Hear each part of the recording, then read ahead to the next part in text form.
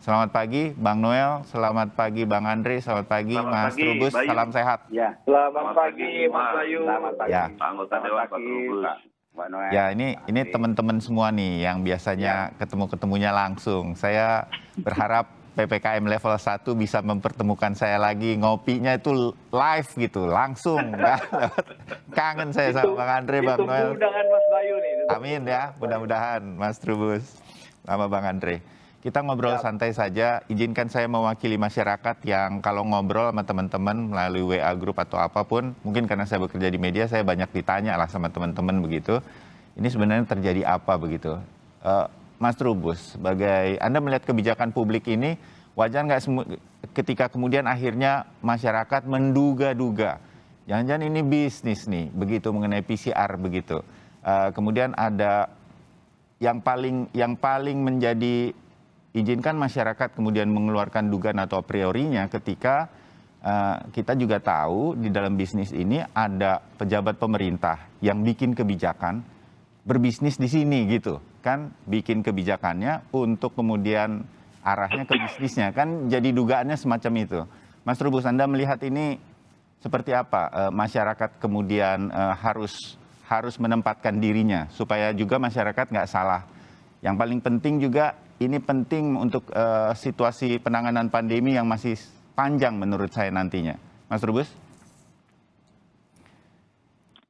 Ataupun tuduhan vonis kepada beberapa pejabat yang melakukan mafia PCR, itu di publik itu pertama dapat dilihat dari tidak saja berubah-ubahnya harga gitu ya. Tetapi ada persoalan misalnya kalau lihat data di Bea Cukai itu impor untuk alat-alat tes PCR itu sampai bulan Oktober kalau nggak salah itu nilainya sekitar 2,27 triliun. Yang sebelumnya itu pada bulan Juni itu cuma 550 miliar. Artinya ini para pelaku ini sudah tahu padahal belum waktu itu tes PCR belum jadi wajib loh, belum jadi wajib. Mereka sudah tahu bahwa akan ada tes PCR akan diterbitkan atau akan ditetapkan. Berarti kan ini ada indikasi mereka sudah melakukan antisipasi lah setidaknya gitu ya. Itu yang ini. Yang kedua, bahwa apa yang dilakukan itu jelas melanggar Undang-Undang 28 tentang ini kan penyelenggaraan negara yang bebas KKN itu. Artinya KKN di sini kan tidak semata-mata korupsi, tapi bisa saja nepotisme ada di situ. Kalau kita lihat apa yang disampaikan masalah Tempo atau media-media lainnya yang melakukan sebagai klarifikasi, itu memang PT GSI yang dikomandoi oleh beberapa orang, diantaranya para pejabat itu adalah mereka-mereka yang punya main di situ. Artinya di sini tuduhan itu menjadi benar karena itu artinya yang ketiga menurut saya ini APH para penegak hukum tentu harus membuktikan gitu, harus dibuktikan bahwa harus diusut ini semua, dibongkar sesungguhnya ada apa semua itu, tidak saja istilahnya itu berubah-ubahnya harga, tapi memang jelas-jelas membebani masyarakat dan jelas-jelas itu sangat merugikan masyarakat dan jujur memang masyarakat melihat itu tidak ada urgensinya sama sekali gitu. Karena yang diketahui masyarakat itu yang namanya PCR itu tes diagnosa, bukan tes screening gitu loh. Kalau screening itu ada di antigen, sudah masyarakat sudah tahu. Nah kalau mengenai harga, kenapa harganya sebegitu berubah-ubahnya dan masih tetap mahal gitu, dan artinya sampai terakhir 275 pun itu masih dianggap mahal karena masyarakat membandingkan dengan tes antigen yang hanya ratusan ribu itu gitu loh. Jadi kenapa pemerintah tidak menyamakan saja itu harganya, atau kalau bisa membebaskan, menggratiskan dengan dasar Kepres nomor 11 tahun 2020, di situ disebut tentang kedaruratan kesehatan, dan ada Kepres nomor 12 tahun 2020 tentang COVID sebagai bencana nasional alam. Terlepas ada undang-undang juga nomor 6 tahun 2018 dan undang-undang nomor 4 tahun 1984 tentang wabah. Nah di situ semua adalah tanggung jawab negara, karena tanggung jawab negara maka otomatis itu bukan lagi berbayar, semua memang harus menjadi tanggung jawab negara, dan alias masyarakat ini menerima layanan gratis. Karena masyarakat itu dalam ini istilahnya pangtum unionis maupun pangtum subjeksionis, artinya teorinya begitu. Di mana masyarakat itu sudah menyerahkan kepada yang namanya negara memberikan kewajiban-kewajibannya, masyarakat juga hak-haknya harus diterima gitu. Kewajiban masyarakat sudah membayar pajak dan sebagainya gitu. Tapi negara harus memberikan perlindungan, memberikan layanan yang lebih baik pula kepada yang namanya publik. Itu, Ya. Mas. Baik, Mas Trubus, menarik analisa Anda. Bang Noel, Jokowi Mania termasuk yang kesel sama situasi ini begitu. Karena apa Bang Noel? Dan Anda menuntut juga, saya baca di beberapa artikel di media online, ini harus diusut tuntas nih begitu. Ya, Anda juga merasakan apa yang dirasakan oleh masyarakat ya Bang Noel ya? ya, Mas Bayu, dari awal kita sudah mengingatkan persoalan ini ke Presiden lah ya, berkaitan dengan PCR yang sampai detik ini kita melihatnya sangat memeras saat kondisi ekonomi rakyat ini lagi nyusap. Ada aja pejabat yang coba bermain-main di tengah krisis kemanusiaan ini. Dan apa yang disampaikan Tempo itu menurut kami sependapat dengan apa yang kami temukan juga, bahwa di lingkaran Jokowi terlibat dalam bisnis PCR ini. Pertama diklarifikasi. Bentar Bang Noel, dan gini. kedua, Sebentar ya Bang Noel ya, supaya kita nggak terjebak dalam, oh ini seperti seolah-olah sudah pasti ini semacam bisnis gitu. Saya selalu mau pakai kata dugaan supaya kita juga nggak salah begitu. saya nggak mau pakai kata dugaan. Saya bertanggung jawab apa yang saya sampaikan. Makanya saya pengen tanya nih, Bang Noel mengatakan ini Anda sudah temukan gitu fakta-faktanya. Ini kan saya pengen tahu tuh jadinya. Nah ini makanya saya sampaikan, kenapa kami tidak memakai kata dugaan atau indikasi. Orang sudah pasti kok. Kan saya bertanggung jawab. Kalau mereka tidak suka, mereka laporkan. Saya bisa dipidana. Ini kan problemnya pertama, hiruk pikuk ini kan pertama ketika kita melakukan gugatan terhadap instruksi menteri, Inmen 53 itu. Karena Inmen ini, instruksi menteri ini bertentangan dengan Undang-Undang 1945 pasal 23 ayat A. Yang berkaitan dengan anggaran yang sifatnya memaksa. Itu harus melalui undang-undang. Ya. Dan ini sudah banyak pelanggarannya. Gitu. Jadi kita melihatnya ini bahaya sekali kalau seandainya lingkaran Jokowi ini di sekelilingnya coba mencari kesempatan atau cuan di tengah penderitaan rakyat.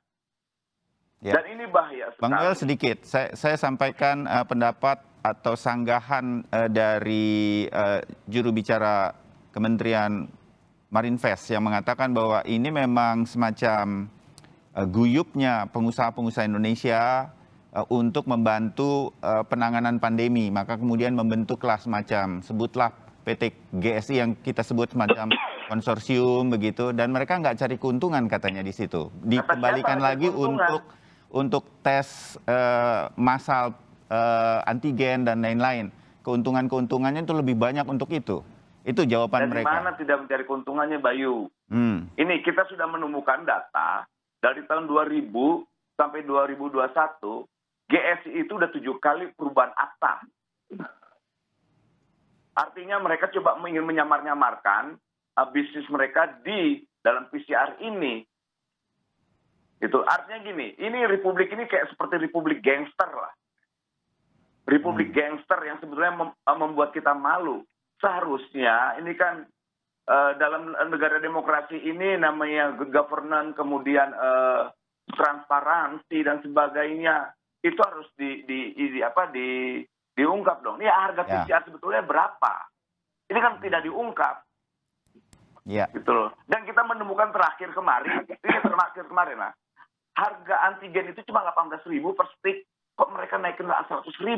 Kan kurang ajar. Mengambil bisnis di tengah penderitaan rakyat ini. Kalau kami sih nggak pakai diksi atau kata-kata yang sifatnya indikasi terduga, nggak mau. Orang pasti kok terlibat mereka, dan udah diakui. Dari mereka bilang tidak, kemudian mereka mengakui, ya sudah ketahuan. Ini kan pesta mereka akhirnya berakhir kita bikin. Oke, terbayang apa yang Anda... Kalau pesta-pesta mereka ini bahaya. Ini pemeras semua, ini pemeras. Ya. Karena PCR ini lucu, dari 2 juta, 1,5 juta, kemudian 450, 275. Ya. Jujur ini sih, kan dilelang, jujur harga ini memang menjadi pertanyaan di publik karena setiap turun yang cukup drastis begitu, kita juga nggak ngerti kok bisa turun sedrastis itu. Nggak ada yang bisa menjelaskan gitu. Tapi Bang Noel, ini Anda tadi katakan sudah sampaikan Joman dalam hal ini Jokowi Mania mungkin juga punya akses, walaupun mungkin tidak sesering dulu bisa langsung menyampaikan ini ke Pak Jokowi. Apa tanggapannya ketika ini disampaikan, jangan begini, jangan begitu, diingatkan ini kan sebetulnya oleh Joman? Ya, sekali lagi Presiden pendapat berkaitan dengan yang namanya merugikan rakyat. Karena Presiden Jokowi selalu berpihak terhadap penderitaan rakyat. Nah, problemnya garong-garong, maling-maling di sekeliling Jokowi ini tidak pernah peka sosial. Saya nggak mau pakai kata indikasi. Saya bilang garong, maling. Kalau seandainya mereka tidak suka, tinggal laporin. Yang namanya Immanuel Ebenezer itu selalu mengkritik dengan kata-kata garong dan maling. Kalau mereka merasa dirugikan, laporin aja. Penjarakan saya nggak susah kok. Ini negara hukum. Ya. Bukan negara yang mereka miliki. Bukan nenek moyang mereka. Tapi asal Anda yakin ya punya buktinya dan apa, dan ini nanti akan diungkap begitu oleh Jokowi Mania. Pasti kita ungkap kok, kita nggak main-main. Oh, oke. Lo buktinya inmen aja, ketika kita gugat, dikit-dikit mulai turun. Pertama mereka bikin aturan instruksi menteri nomor berapa dirubah, hanya di luar Pulau Jawa yang memakai PCR, berubah lagi. Kemudian hanya Pulau Jawa dan Bali yang tidak memakai PCR, berubah lagi, ada peraturan Menteri Perhubungan, 250 km pakai PCR, sekarang berubah, banyak perubahan. Ini artinya apa? Negara ini dikelola dengan tidak baik. Karena kenapa? Mereka tidak patuh terhadap pemimpinnya. Mereka tidak menghormati yang namanya pemimpinnya. Nah, menurut saya, mereka ini udah layak untuk dicopot. Mereka layak untuk dipidana dengan hukuman mati. Karena berbisnis di tengah penderitaan rakyat. Bisnis di tengah-tengah yang namanya bencana. Oke. Terbayang, Bung Noel. Saya pindah dulu ke Bung Andre. Bung Andre, ya. Anda di Komisi 6, saya yakin lah Anda kan sering turun ke lapangan. Saya juga follower Anda, jadi saya tahu persis Anda turun terus nih ke jalan. Ya, dan kemudian pasti nih dengar juga di publik seperti ini. Dan saya tahu tuh Anda suka kritis nih terhadap hal semacam ini nih. Ini lolos atau gimana? Kita kan udah tahu lama nih, bukan tahu lama sih. Kita udah mempertanyakan lama, kok harganya dari 1 juta bisa langsung 400 ya, gimana waktu itu? Dan itu sempat nggak Komisi 6 menanyakan ke counterpartnya di pemerintah untuk, ini kenapa bisa turun seperti ini? Artinya terus diawasi nggak sih sampai kemarin ke kebijakan-kebijakan begini nih, terutama di Komisi 6 dan juga dari Anda, Bung Andre? Ya, terima kasih Mas Bayu. Yang pertama memang kita merasakan harga PCR itu begitu mahal. Mas, saya orang yang rutin di PCR, Mas Bayu, minimal sekali seminggu, bahkan bisa 2 kali seminggu saya melaksanakan PCR. Memang harganya mahal ya. Bahkan PCR yang usianya 3 jam bisa keluar itu bisa kita bayar sampai 3,5 juta rupiah. Ya, di awal-awal dulu. Betul. Di awal-awal. Nah, yang ingin saya sampaikan adalah kami menangkap aspirasi dan permasalahan masyarakat itu. Ya, saya ingin sampaikan kalau antigen itu di stasiun-stasiun kereta api sekarang kerjasama antara PT KAI, ya BUMN kita dengan Pharmalab, anak perusahaan Indofarma, BUMN kita juga, itu sekarang di berbagai stasiun itu harganya sudah Rp45.000 untuk antigen, Mas Bayu.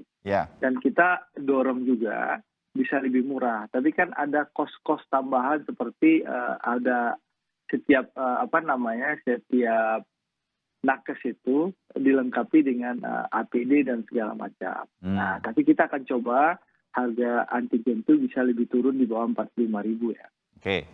Itu yang pertama. Yang kedua adalah, Mas Bayu, kita sudah menangkap aspirasi dari masyarakat ya. Untuk itu, insya Allah pekan-pekan depan Komisi 6 akan memanggil BUMN yang terlibat dalam industri kesehatan ini seperti Bio Farma, Kimia Farma,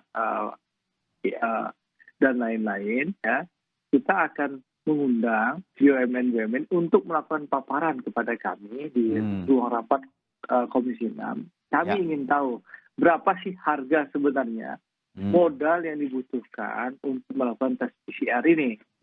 Sehingga kita tahu secara transparan ya berapa sebenarnya. Kan ada di berita kita baca reagen itu hanya 13.000. Nah, kami ingin mengetahui nih struktur biaya seperti berapa. Sehingga kita nanti bisa merekomendasikan kepada pemerintah berapa harga yang masuk akal, yang rasional, yang tidak meringankan, yang tidak membebankan rakyat. Nah, kemarin beberapa saat yang lalu tentu kita sudah menyampaikan, saya sudah menyampaikan, kalau bisa harga PCR di bawah 200.000, Mas. Karena India itu 110.000. Memang kita bukannya BPKP sudah melakukan ini katanya, dari KSP BPKP sudah mengatakan.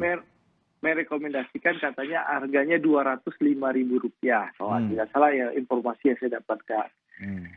Tapi kita coba dorong ini di bawah 200.000. Nah, untuk mendorong ini kita ingin mendapatkan informasi yang detail dari BUMN-BUMN kami. Ya.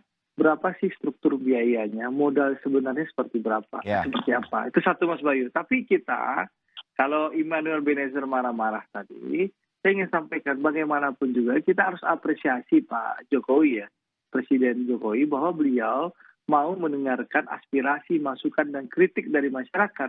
Ya, harga PCR sekarang jauh berubah. Sekarang 275. Ini salah satu yang termurah di Asia Tenggara, Mas Bayu. Ya, kita paling murah saat ini di Asia Tenggara, meskipun kita masih kalah dengan India. Nah, harapan kita. Nah, nanti kami di Komisi 6 akan panggil ini Bio Farma, Indo Farma, Kimia Farma. Kita akan undang, kita akan dengar keterangan mereka, berapa sih harga real. Nah, nanti setelah kami tahu struktur harga real, kami akan rekomendasikan ke pemerintah harga yang real seperti apa. Jadi saya rasa publik juga nanti harus tahu kan gitu transparansinya. Kami DPR menangkap aspirasi dan kegelisahan masyarakat karena kemarin reses kita tidak bisa manggil. Sekarang kita sudah masa sidang dibuka, kita langsung bekerja, Mas Bayu. Jadi ada dua di Komisi 6 yang menjadi perhatian publik. Pertama soal Garuda ya. Kami akan panggil segera Menteri BUMN sepulang dari beliau dari Dubai mendampingi Presiden ya. Kita akan undang Pak Erick Thohir dan Dirut Garuda, dan kita akan undang dirut-dirut BUMN yang menjalankan industri kesehatan. Sehingga kita tahu nilai real modalnya dan kita akan berikan rekomendasi kepada pemerintah. Seperti itu, Mas Bayu. Dimengerti. Mas Bayu. Kita tunggu itu nanti komisinya. Siap. Mas Bayu. Singkat ya sebelum saya jeda, Bang. Tadi apa yang disampaikan Andri itu benar sekali. Ini saya lihat anggota Dewan yang cukup kritis dalam hal ini dan berpihak. Tapi harus diketahui juga, dampak dari yang dilakukan publik terhadap PCR itu dikemanakan duitnya. Dan kita akan melakukan class action. Karena begini, ini bahaya sekali. Kalau seandainya negara ini dibiarkan garong-garong ini di lingkaran Jokowi, ya akhirnya tidak pernah berhenti. Kemarin kita ungkap persoalan bansos. Sekarang kita lihat lagi ada PCR. Ini masih ada lagi yang lebih besar dari harga PCR ini. Bang Noel. Akhirnya kemana nih penegak hukumnya, kemana? Kepolisian, kemudian KPK. Karena kemarin beberapa hari yang lalu juga ada seorang kakek-kakek ditangkap dengan umur 74 tahun, lantas kemudian dimasukin sel tikus. Ini saya akan bongkar juga. Beberapa hari yang lalu di kepolisian di Polda Metro Jaya, kakek-kakek ditangkap umur 74 tahun dan dimasukin sel tikus. Ini keji sekali. Bang Noel, saya izin setelah jeda ya, kita sambung soal ini. Saya ingin tahu apa yang kemudian bisa kita lakukan, kita dorong supaya ini kalau seperti yang Bang Noel katakan, nggak boleh dong terjadi lagi. Kasihan pemerintahan kita kalau seperti ini. Bagaimana kita mau meningkatkan kepercayaan? Peran serta publik sangat penting menangani pandemi. Dan kita sudah mendapatkan itu sehingga PPKM sekarang level 1 minimal di DKI Jakarta seperti ini kan. Nah, jangan lagi ini tercoreng. Itulah kira-kira apa yang kemudian kita bisa lakukan, kita dorong. Pemerintah harus lakukan apa lagi? Transparansi harga, sebentar lagi ada Komisi 6. Nah, ini yang akan kita ungkap atau kita coba bahas dari masing-masing Anda usai jeda. Jadi tetap bersama Sapa Indonesia Pagi. Jadi akan class action, Bang Noel. Kenapa ini Anda akan dorong ke sana? Satu sih dari obrolan kita pagi ini, ada yang kalau Anda membenarkan apa yang ditulis Tempo begitu, ini memang saya nggak nyebutnya PR ini, karena harusnya semua orang di pemerintahan tahu ada yang dilanggar. Good corporate governance-nya tercoreng nih. Ada yang ikut di sana, walaupun mungkin nggak aktif, menteri yang sekarang menjabat sebagai menteri nggak aktif di usaha-usahanya itu, tapi ini harusnya dihindari lah begitu, sehingga nggak kemudian menimbulkan a priori. Nah, hal seperti ini kan udah harusnya alarmnya tuh nggak usah pakai undang-undang deh. Saya nggak mau terlibat ya di situ, karena saya benar kan? Kira-kira begitu. Kenapa sih ini diterobos terus? Jadi kenapa Anda akan melakukan class action dan apa yang kemudian Anda harapkan begitu? Sehingga ini kemudian kembali lagi semua bisa good corporate governance-nya bisa diterapkan lagi? Bang Noel? Ya pertama GCG ini penting. GCG ini penting biar ke depan ini masyarakat itu tidak disusahkan lagi. Ya. Ini kan sampai sekarang aja aspek transparansi kan belum ketahuan. Pak Andri Sorosyadi sebagai anggota dewan yang punya hak untuk melakukan controlling terhadap ini sudah luar biasa, beliau menyampaikan itu. Ya. Standar asasi harganya berapa kan tidak tahuan. Artinya kita sudah merujuk pada perubahan-perubahan yang dilakukan oleh aturan menteri atau Inmen yang harga dari 2 juta 1,5 juta, kemudian 460, 275, ini kan juga udah kacau. Lantas yang orang sudah PCR yang 2 juta, 1,5 juta, kemana tuh duitnya? Dan kita akan melakukan gugatan untuk mengembalikan semuanya uang-uang yang sudah masuk ke PCR itu. Karena kita lihat di sana gugatannya, ada beberapa apotek-apotek atau optik-optik yang terlibat langsung terhadap kejahatan ini. Dan kita sudah menemukan. Dan itu dilelang. Kalau seandainya mau cepat, ya 1,2 juta. Kalau mau 1 hari 2 hari, ya harga normal 450. Ini kan kurang ajar. Dan itu terjadi ke semua orang. Bukannya itu karena itu labnya apa segala macam, jadi ada sistem antriannya dan lain-lain. Pak, nggak ada itu alasan klasik gini. Negara harus hadir. Saat hampir 1.200 triliun anggaran itu dimasukin ke anggaran COVID. Kemana itu? Kalau hasilnya dari 1.200 lebih ini hanya menghasilkan pesta poranya para garong-garong untuk apa? 1.200 triliun anggaran COVID. Lantas hanya menghasilkan pesta poranya para garong di lingkaran Jokowi. Ya, jadi kalau ditanya secara langsung, kan selama ini Bang Noel, mereka kan pakai tangan-tangan mereka. Ya, jadi Bang Noel kan masyarakat sekarang kalau mau cepat ada harga yang lebih cepat. Selama ini kan masyarakat menerima itu. Masyarakat sebenarnya kan menerima itu. Walaupun sebenarnya itu harusnya sama rata aja begitu ya menurut Anda? Ya karena dipaksa Pak, nggak bisa berbuat apa-apa rakyatnya. Kenapa? Mereka ini kan garong-garong ini berlindung di balik regulasi. Ya. Mereka yang menciptakan aturan, mereka yang ngedagangin, mereka yang nentuin. Ya. Akhirnya rakyat lama-lama berpikir, ada nggak sih sebuah COVID? Gitu loh. Ya. Orang bisa tiba-tiba ngerem, bisa jalan COVID-nya. Itu ekses-eksesnya yang saya khawatir gitu, masyarakat kita yang sekarang sudah disiplin ini, menuju ke disiplin, sekarang kemana-mana udah pakai masker, mudah-mudahan terus begitu, jadi reda lagi nih disiplinnya. Nah inilah, kita lagi perang narasi antara COVID ada atau tidak. Akhirnya pemerintah bilang ada, oke kita ikutin. Dengan aturan-aturan yang diciptakan oleh pemerintah. Ya. Kami masih ingat ketika Menteri Kesehatan bilang, bagi masyarakat yang sudah divaksin 2 kali, tidak lagi boleh pakai PCR. Kita senang. Pas semua sudah menerima vaksin, sekarang ada namanya instruksi Menteri yang menurut kita memeras rakyatnya. Ini negara memeras rakyatnya berlindung di balik namanya aturan atau regulasi. Dan ini harus digugat. Ini harus dicari penegak hukum harus bertindak, nggak bisa tidak. Oke, saya terbayang itu, dan itu memang yang saya harus jujur, itu yang saya serap juga dari perbincangan saya dengan teman-teman. Kenapa sih ini berubah-berubah begitu? Mas Trubus, dari sisi kebijakan publik ini ya, kan kita terheran-heran begitu. Kalau kita soal pandemi kan kita udah cukup lama membangun kepercayaan masyarakat untuk mau disiplin. 2 hal deh yang sekarang terus kita bantu dorong. Pakai masker dan juga vaksinasi kalau belum vaksinasi begitu. Apa dampaknya kalau ini tidak dijelaskan? Ini Bang Andre bilang harus ada transparansi dari harga. Bang Noel katakan lebih dari itu harus diusut ini sehingga kemudian masyarakat ngerti kenapa ini bisa bolak-balik nggak karuan begini, sebuah kebijakan pemerintah kita menangani pandemi yang sudah menelan begitu banyak korban begitu.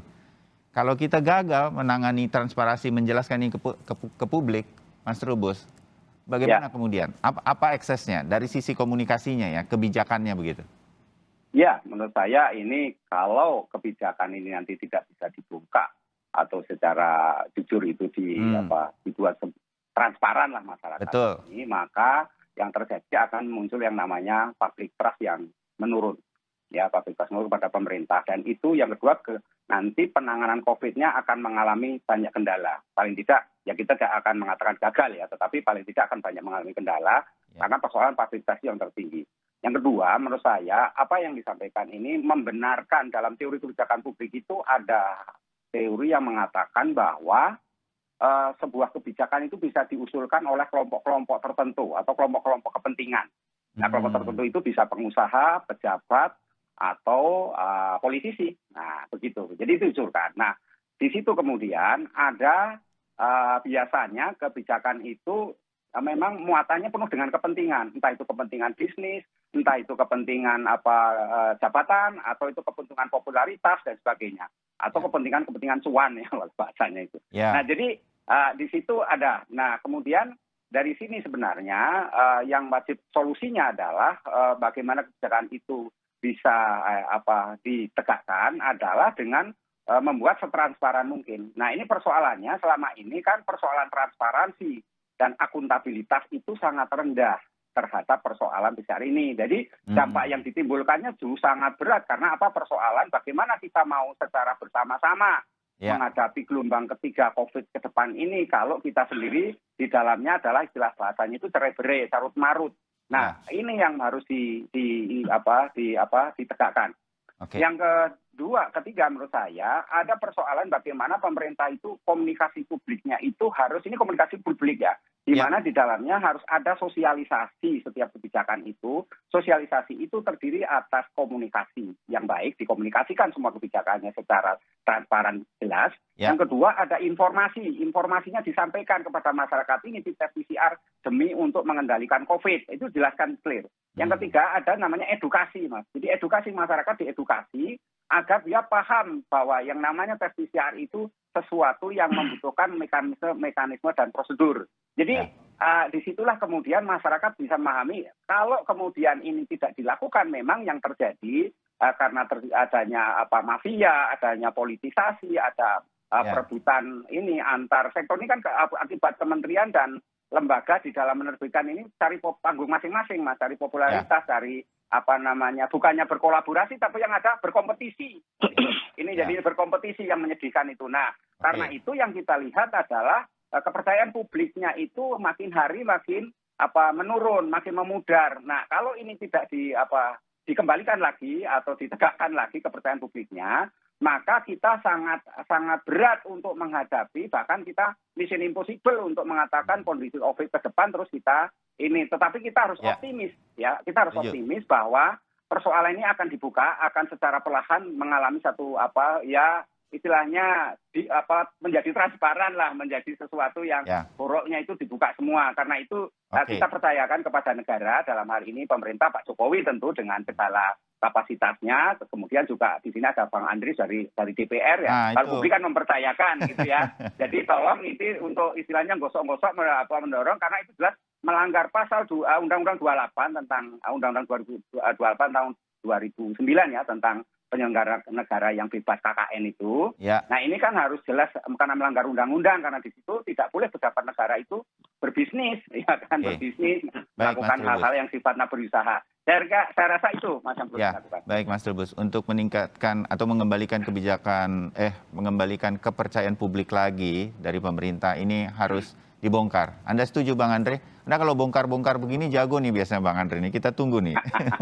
Ya, jadi gini Mas Bayu, tadi kan saya sudah jelaskan. Di Komisi 6 kita sudah mendengarkan aspirasi masyarakat.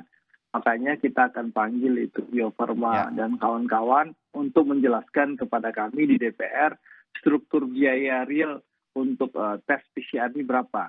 Sehingga kita tahu harga itu sebenarnya berapa. Akan kita umumkan kepada masyarakat supaya masyarakat juga tahu. Itu satu. Yang kedua adalah setelah struktur itu ketahuan berapa, kita akan berikan rekomendasi ke pemerintah agar pemerintah bisa memberikan harga misalnya di bawah 200.000. Terus kedua. Yang ketiga adalah kita akan dorong BUMN kita, BUMN kesehatan kita untuk lebih menjadi garda terdepan untuk pelayanan PCR ini dengan harga yang nanti mungkin di bawah 200.000. Kimia Farma, Indo Farma, Bio Farma, kita minta buka lab-lab di berbagai daerah, ya. Rumah sakit BUMN juga akan kita minta membuka lab-lab yang bisa melayani masyarakat dengan harga yang murah dan juga cepat hasil PCR-nya, tidak perlu 2 hari gitu. Ya. Nah, ini yang akan kita dorong nanti sehingga negara itu bisa dirasakan kehadirannya dan bisa dirasakan manfaatnya oleh masyarakat. Nah, itu tugas kami di Komisi 6 dan kita akan kerjakan itu, Mas Bayu, sesuai dengan aspirasi dan harapan masyarakat. Seperti itu, Mas Bayu. Ya, jadi kasih, kita Bang konstruktif dan solutif, insya Allah. Ya, mudah-mudahan begitu. Terima kasih Bang Andre, kita tunggu nih perkembangan dari Komisi 6. Bang Noel, kita kontak terus ya, kita tunggu lagi apa yang kemudian menjadi niatan Anda untuk mengembalikan kepercayaan publik. Ini memang harus dibongkar, ditransparansikan. Harus dibongkar, nggak bisa enggak. Sejelas-jelasnya. Hukum mati nih pejabat-pejabatnya. Ya, sebelum sampai ke sana pokoknya ada proses-prosesnya kan. Nanti kita ikutin terus dari Bang Noel. Ada undang-undangnya kok. Ya. Berkaitan dengan ini. Betul, kita mengerti poinnya bahwa ada hal yang salah dilakukan, sudah diingatkan dan mudah-mudahan ini diperbaiki lagi. Mas Trubus juga paling tidak mudah-mudahan obrolan kita pagi ini mengingatkan pemerintah terutama, para menteri, para pembantu presiden, janganlah kemudian publik dibuat bingung dan kemudian akhirnya bebas berapriori. Kita udah bagus kok kemarin ketika PPKM darurat dipimpin Pak Luhut dan Pak Erlangga, kita semua mendengarkan itu semua. Jangan dicoreng sama hal semacam ini. Sayang upaya kita untuk membangun kepercayaan dan kebersamaan kita mengatasi pandemi. Itu saja harapan kami. Mudah-mudahan ini semua bisa diperbaiki dan masyarakat mengembalikan kepercayaannya kepada pemerintah. Kita akan ikuti lagi semua yang disarankan atau diimbau oleh pemerintah. Itu saja, mudah-mudahan kita bisa mengikuti nanti perkembangannya. Mas Trubus, terima kasih. Bang Noel, terima kasih. Bang Andre, terima kasih. Kita ketemu lagi. Terima kasih, Mas Bayu.